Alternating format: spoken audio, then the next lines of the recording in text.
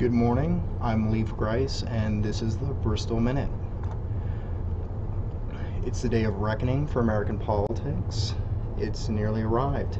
Voters today will decide the $5 billion debate between President Donald Trump's Take No Prisoners politics and Democrat Party's supercharged campaign to end the GOP's hold on the power in Washington and state houses across the nation.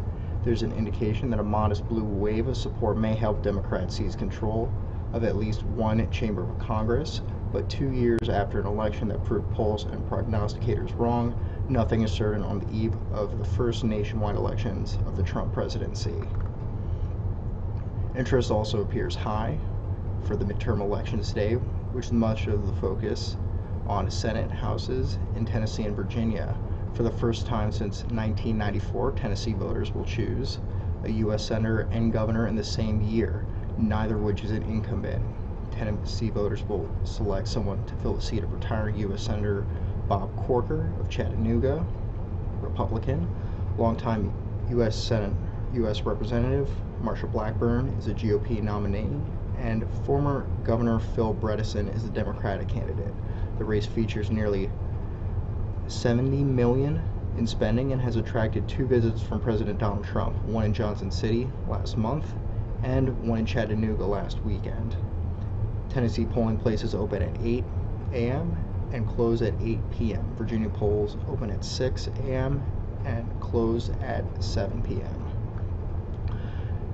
In Bristol, Virginia's Attorney General has determined that the cost of a proposed elementary school would not count against the city's outstanding debt limit.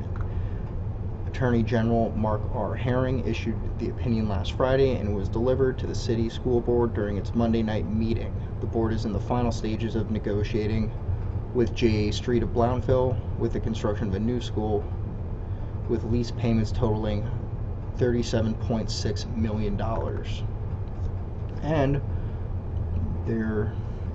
The Bristol Chamber of Commerce announced an initiative Monday to create a 25-year vision and action plan for economic and community development of the Twin Cities.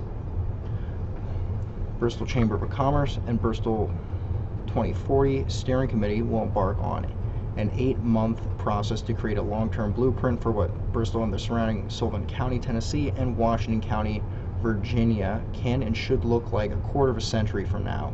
The effort will be in consultation with Market Street Services, an Atlanta-based firm specializing in community and economic development.